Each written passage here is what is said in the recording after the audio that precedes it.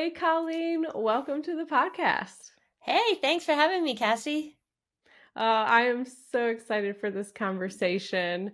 I first learned of you through your TED Talk, and so I feel very honored to be talking to someone who was on that stage sharing their wonderful ideas with the world.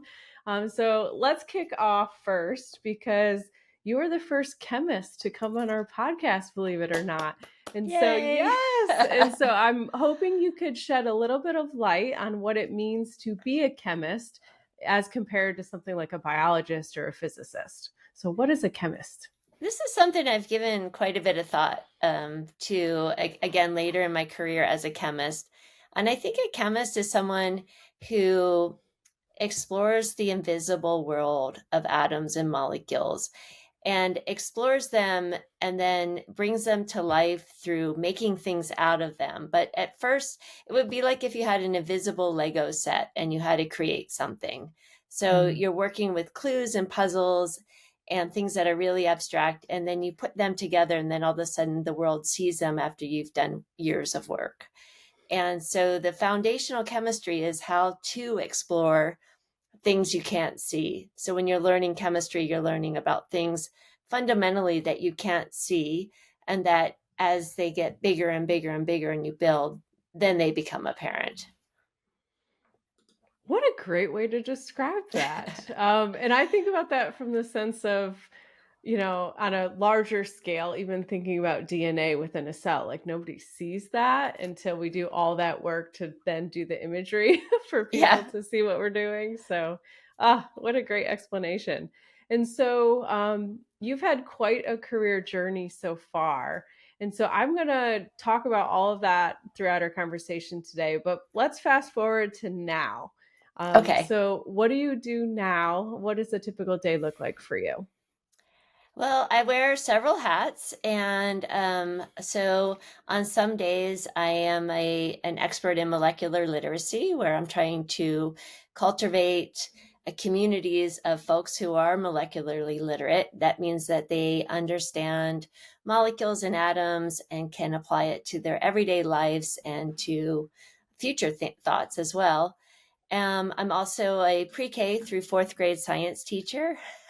So after this podcast, I'll be jaunting off to teach fourth graders about molecular literacy. We're finishing up our unit on ions and ionic compounds. So those are the two main things that I've got going on. I also am a retired chemistry professor and do quite a bit of teaching organic chemistry. Some folks call it tutoring. I kind of do a lot more than that. I coach students on how to understand organic chemistry. I teach them, I help them visualize. So tutor doesn't quite cut it for the strategies that I employ with the students I work with. Hmm. I hear you. Wow, that is a lot of hats and a lot of different audiences at a different level of literacy in terms of their understanding of chemistry and molecules in general. Wow. So, what do you most enjoy about the work that you do now?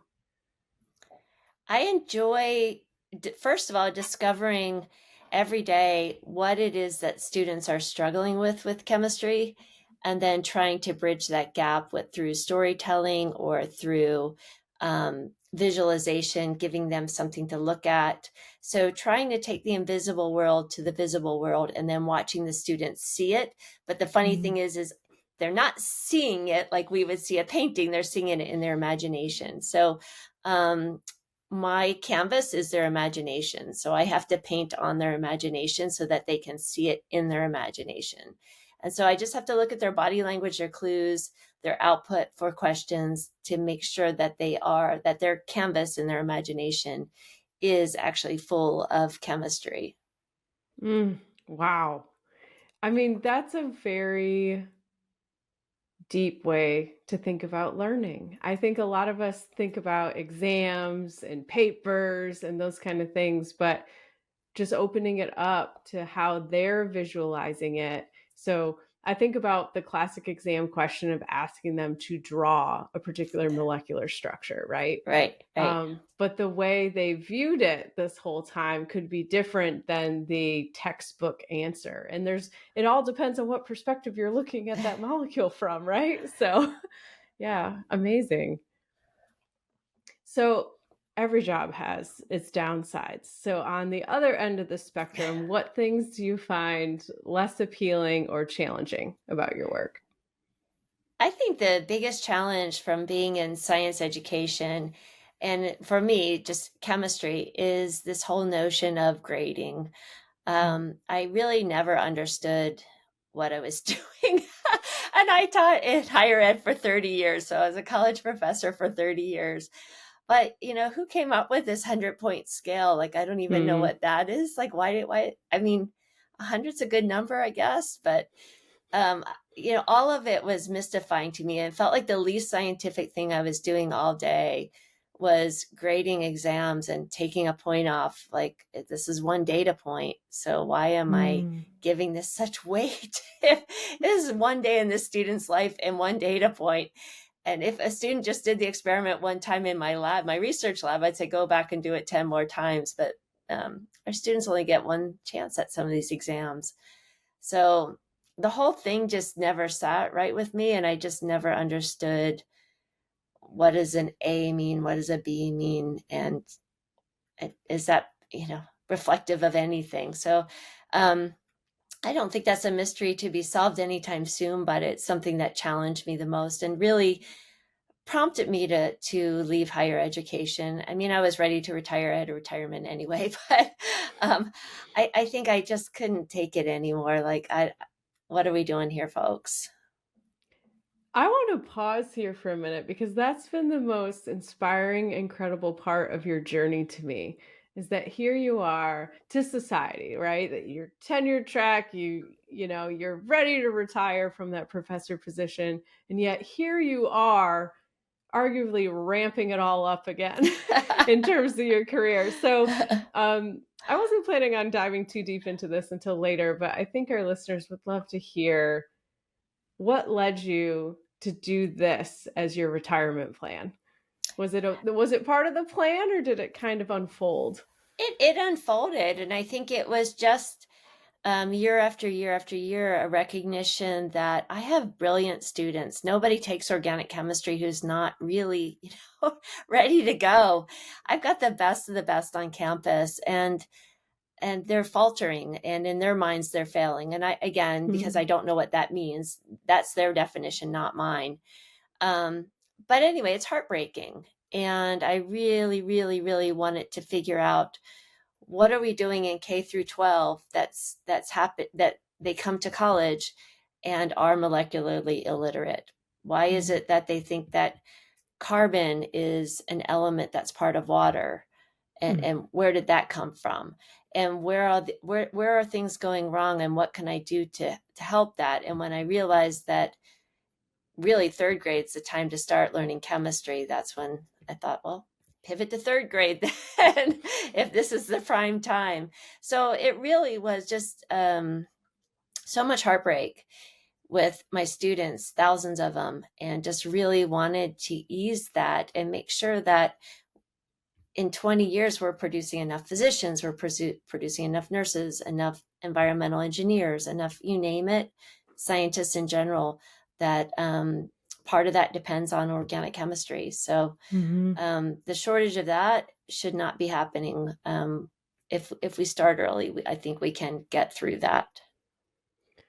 Yeah, expanding on that a little bit, as a former professor myself, I often got the sophomores because chemistry came before biology in our sequence. And chemistry got this reputation of being the weeder class. Yeah. And so their classes would be, I was at a smaller liberal arts school within a big R1 university. And so our class sizes in chemistry were like 150. The students I had in each of my classes were like 48, 50. So major decrease in the number of students pursuing those STEM disciplines. What are your thoughts around chemistry as that weeder class and that concept? Well, I mean, I think no class should be called a weeder class, but I do hear you, and I've seen the data, I've lived through it. Um, it actually is, but I think that's, I mean, what world do we want to have something labeled as the class that everybody fails? Um, so I don't think that's a badge of honor, and or I don't think we should have a class that has that data anymore. Um, the reason why, though, has become apparent to me, and that really is that molecular literacy is like reading. And if we don't start molecular literacy until 11th grade, that would be like starting kids to read their first book in 11th grade and then sending them to college, right? It's Mhm. a mastery. It's not a one semester thing. And when they get to college, we've assumed that they've mastered what is included in high school chemistry. That's far, far, far, far from the truth. They've survived high school chemistry. There's no mastery, but Mhm. college professors assume mastery. You've had high school chemistry. You should know all this. That you should know statement is pervasive, and then we just fly like they've, are only like, basically on their way to graduate school. And most of them haven't seen a periodic table. So there's just no Mm. space or time for them to catch up. It's not about their dedication. It's not about, no amount of teaching methodology or anything the university is doing, like extra tutors, extra support, all of that doesn't help if you cannot read. And Mhm. molecular literacy is about being able to read. If I can't read Mandarin, no amount of tutoring and shoving that down, to me is going to stick enough for me to get an A or B in that class. Mm. Right. So it's just too much all at once without recognition that the person on the other side is at best keeping, their head barely above water, barely. And we just keep piling it on and piling it on. It kind of makes me think of what would it look like if we didn't have literacy in terms of the alphabet and we were Right. learning to read. Like it's like we were memorizing the shapes of these symbols Yeah. that go together to make the word apple, right? And so we memorize apple, but then you have to memorize like acorn and all the other words that may start with the same thing. But if you learn what each letter is and the sounds that come with it, it makes the whole process of learning a new word a lot easier. And Right. so, can you expand on what you mean by molecular literacy? Like, what are the letters in that world? And then, what are the Yeah, it's words? exactly what you said. So if you think of the periodic table as the alphabet of science, right? You need time with an alphabet. And so for the first thing is recognizing the element symbols and what they are and navigating that little square on the periodic table. There's a series of numbers. They're not always in the same place.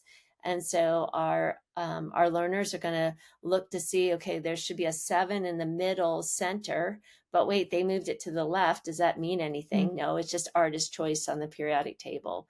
So there's all these nuances that I've uncovered that students don't understand. Like, why can you vary the periodic table as far as where you place things in that box? Mm, Like, shouldn't that be exact? So that is deconstruction of that alphabet of science takes some time to show them what all of those numbers and symbols mean. When that's mastered, then you can combine two of those symbols to create a formula and a name for a molecule or a compound, like sodium goes with chlorine to make sodium chloride. mm, So that becomes a word. So if you think about the letters being put together to create a word is a formula mm, for that represents a molecule or compound. When you have several formulas, then you could put those together, and you could put HCl plus NaOH gives water, right? And mhm, NaCl, and that's a sentence. So a chemical equation is a sentence. So when I am in my elementary school, I'm keenly looking at their literacy and how they're developing literacy. And, typically my pre-Ks, Ks are working on the alphabet. My first graders are working on words, second graders words and sentences. So I see that development takes almost all of elementary school to write a paragraph, right?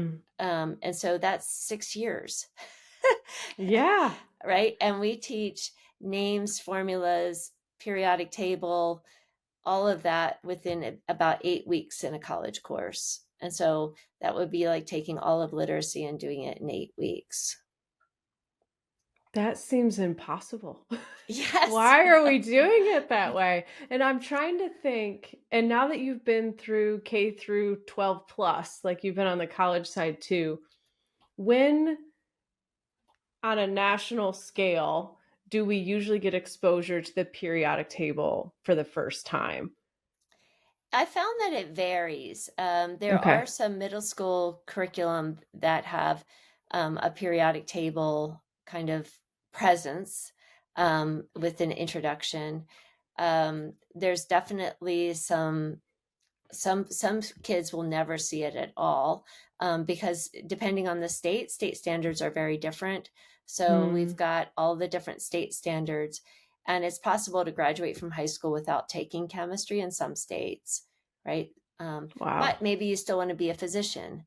So it doesn't mean that you don't want to be a scientist. It just means that for whatever reason, you didn't take chemistry. Um, Chemistry, usually beyond the periodic table, chemistry as a curriculum is rather expensive because of the laboratory component.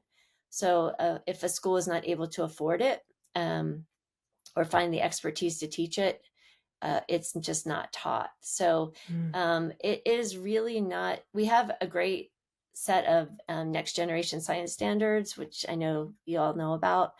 Um, and they're fantastic. It's just, what does that mean for every school in every state? It's just still very variable. Mm. And so, if we could wave a magic wand and have it the right way, the best way, when would you introduce the periodic table?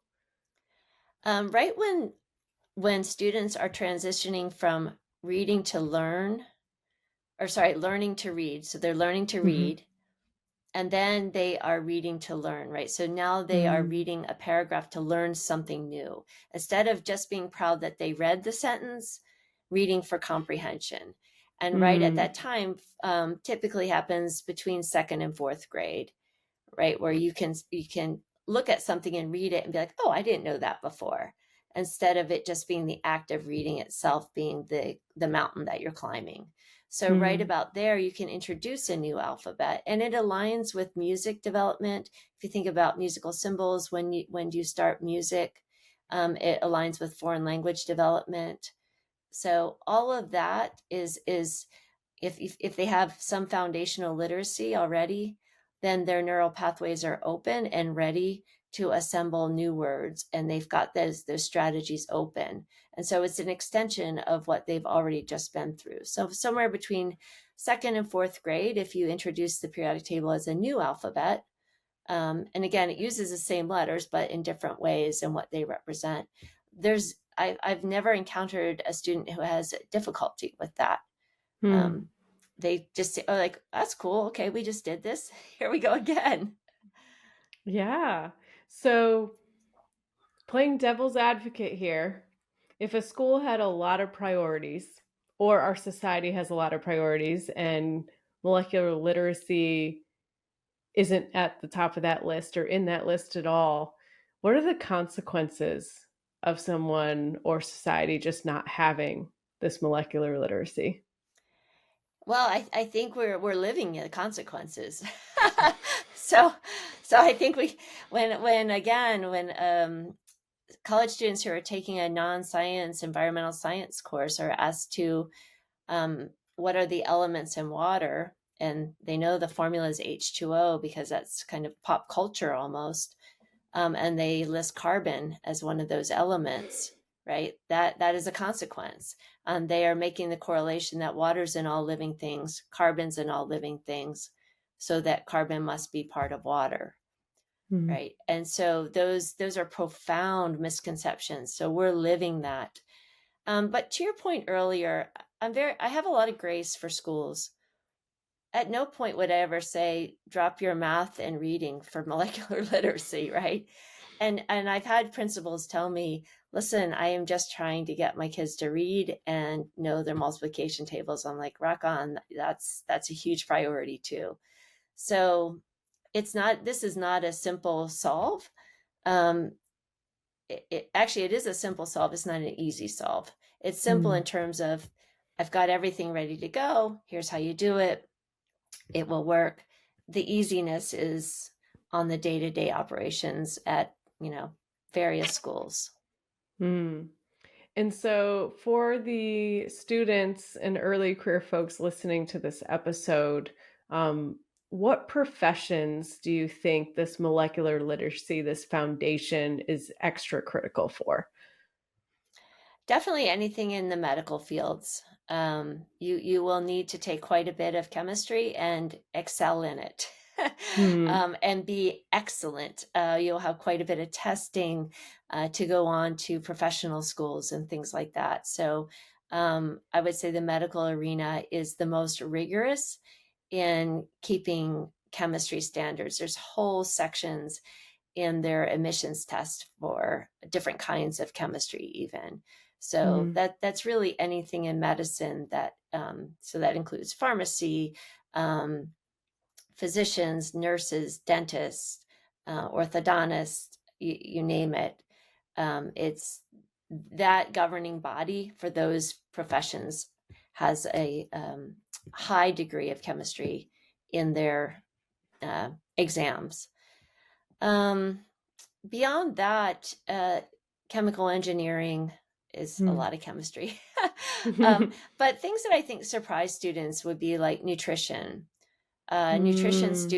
Nutrition scientists usually have to take at least organic chemistry, biochemistry, so some of the higher level chemistries. So things like nutrition, maybe sports medicine, kinesiology. So there are subfields that still require at least, I would say, 5 semesters of chemistry.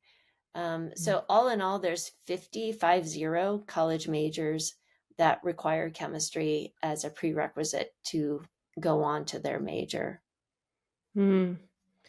Just an aside, I feel like you have just made me feel a whole lot better about myself as a scientist because I'm thinking back and I think I came from one of those high schools that did not have a chemistry requirement. I don't remember taking chemistry at all.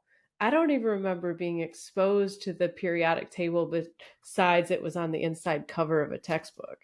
Um, and so when I hit college and my college was flipped, so I took biology first and then chemistry.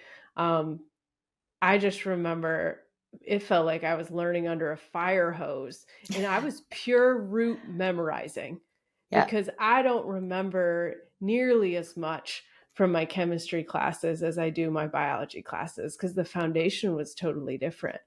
And so, um, man, if I could go back in time, I would give myself a little exposure and learn the alphabet of chemistry, and I think it would have made it a whole lot easier and less memorizing and more just understanding and critical thinking my way through things.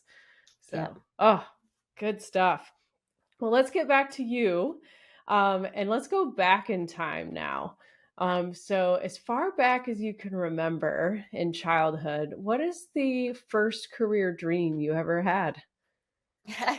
I had braces, and so I was fascinated by the process of getting braces and what that is. So I do remember somewhere in middle school, I thought I wanted to be a dentist, maybe an orthodontist, but just broadly something like that. So I was just Hmm. fascinated by what is happening with my teeth and why do they hurt so bad and what's going on with this process.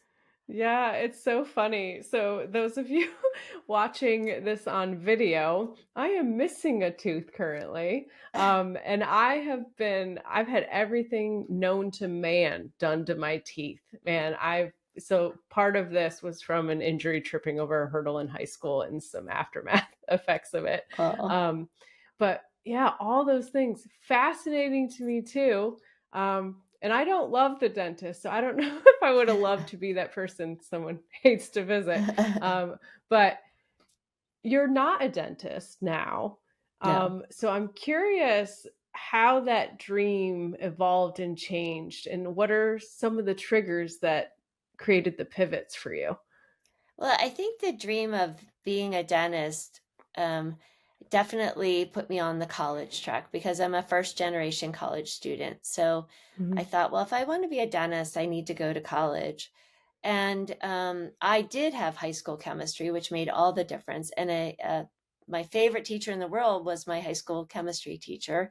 He was dynamic, engaging, challenging, and and funny and entertaining at the same time.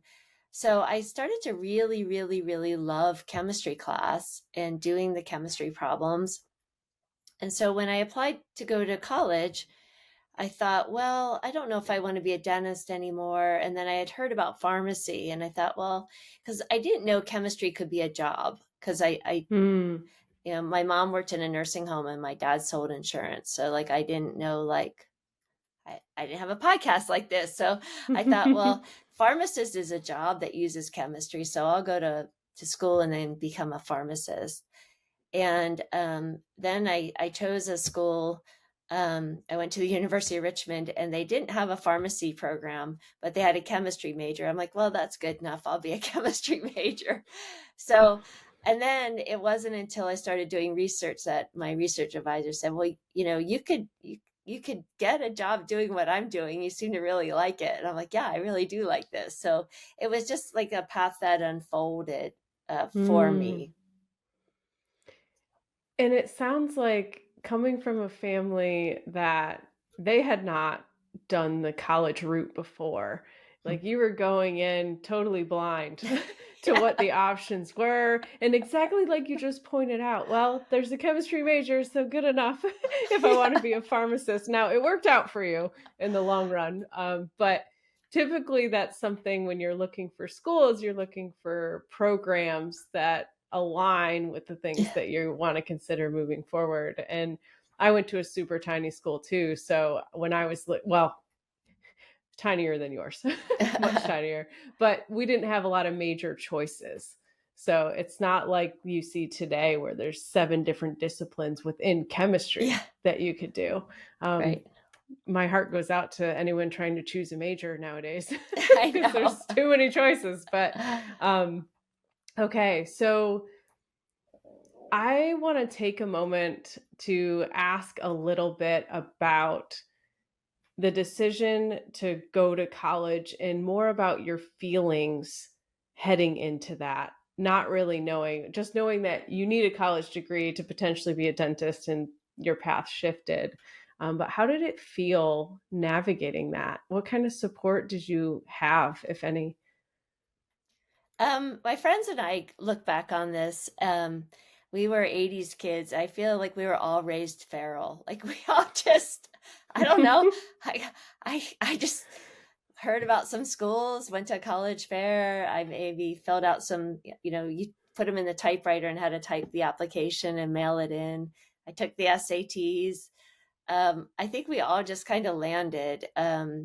We all, meaning my friends and I still Hmm. keep in touch with my high school friends. Um, so the process was not stressful in the way that it is today because there was just it was definitely an inside job for me. There was no external pressure. I loved school. And I think the only frustration I had was um, I felt like, is no one in my family looking at me? I have my nose in a book for the last 12 years. I barely looked up to breathe. You Hmm. guys would yell at me because I was staying up too late doing my homework. Like I loved Hmm. it. Why would you think I was not going to go to college? Like I had all A's. Like this was my Hmm. jam. And I was like, oh, you want to go to college? It's like, yeah, what do you think I've been doing in this house for the last 12 years? So, Yeah. and I get it now as a parent that, they were busy putting food on the table, whatever. Like there was so much else going Hmm. on in life. And I was a good kid. So, they were probably just saying, keep going, you're doing great. Hmm. So it was just it was a mystery, but it wasn't a stressful mystery, and by no means did we have all the stuff going on that kids today have to wrestle with. Mm. Yeah, times have changed even since I was sort of navigating that. I mean, just the idea of the amount of debt that you go into to get the degree now is pretty daunting. And so, while I certainly don't want to put pressure on my own children, the idea of them going into all that debt is sort of terrifying. So of course, as a parent, I'm saving a little bit too, but I got my fingers crossed for scholarships, Yeah. whatever whatever form those take, athletic, academic. If college is something they want to do, great. Although I am not poo-pooing the idea of trade school and becoming a plumber or an electrician, because a little selfishly, that would be awesome if I had somebody in my Yeah, family that could fix that stuff, but you can make a agree. good living in it. So, well, amazing. Okay, so there's been some pivots in your career. And so when you kind of look back and map out what are the major milestones, like if you imagine your LinkedIn profile, what are the things you list or maybe would have listed years ago? After high school, what were the major milestones along your way? Well, definitely going to college and becoming a chemistry major. And something that you just touched upon, I didn't know that you had to pay for college. So I took an Army ROTC scholarship. So I had a Hmm. full Army ROTC scholarship. Not again, not knowing what that even meant. They just told me they would pay for school, and I just signed the dotted line. Again, no parental intervention with this at all. I just was like, Hmm. oh, all right. I came home like, hey, this is how I'm going to do it. They're like, all right. No one said, wait, you just joined the Army. I'm like, it never occurred to me that I had just joined the Army. I'm like, okay. Wow. So, but anyway, so ROTC was another milestone. And I say that because when I graduated from college, you get commissioned as a second lieutenant. And I was put on active duty, but then I was um, approved for what's called an educational delay. So I was Hmm. allowed to go get my PhD while I was still getting promoted. So while I was in grad school, I was promoted to a first lieutenant, etc. So so I went to graduate school and finished my PhD. Got a second extension to do a postdoc. So I went to France to do a postdoc. And then upon returning from France, then I began working at the Walter Reed Army Institute of Research on malaria research. So I use my chemistry skills in combination with my requirements as an active duty soldier. So Hmm. I spent 4 years at Walter Reed in DC working on malaria and other tropical diseases. And that's where I also started teaching there. So the National Institutes of Health has a continuing medical education program for physicians who need to keep up to date with things. So I taught a course on medicinal chemistry at the NIH. So that's where I started teaching. And I was like, oh, I kind of like this teaching chemistry part of things too. So once I finished that, I applied for my first faculty position at Northern Arizona University, got tenure there, and then moved south because we have the same board of regents and everything like that to University Hmm. of Arizona. Wow. And then you retired from there, Yes. and then didn't really retire because you No. are still getting paid to this day. Um, but amazing. So we are going to dive into all of those steps along your journey in the extended interview. But I want to give a moment for our listeners now. What advice would you give them for someone interested in pursuing chemistry broadly and then maybe chemistry education specifically? I think that because I've been surrounded by chemists most of my adult life, we all love it. I mean, there's nothing so much fun, more fun than sitting around a table and talking about a reaction that you're doing or something you just read or how it can apply or a new idea in chemistry. And that does apply to chemistry education too. We love to talk about new ways of um, trying to help students imagine chemistry. So if you find yourself loving it, just keep going. Um, if you find yourself not loving it and doing it for the wrong reasons, try something else, because it's doesn't pay a lot of money to say that. And it, if you love it though, it's so much fun. And when I go to a chemistry meeting, and it's just, we call it geeking out, but it's really filling your soul with joy when you're doing these kind of things. And it can be, again, chemistry education or research, trying to predict who's going to get the next Nobel Prize in chemistry. All of these things are just super fun. And if you're in a chemistry program and you're not having, hopefully, the energy that I'm putting out, this much fun, you might want to try something else, because it's Hmm. a long journey and the reward is actually the daily stuff. Absolutely. Life is too short and you only get one of them. You might as well enjoy what you're doing. And I mean, what a perfect data point. The fact that you're saying how much you loved it, you retired, yet you didn't. You still are doing it, and that's how much you love it. Is you can't imagine your life really without it. And so really powerful and really authentic. So thanks so much for sharing that.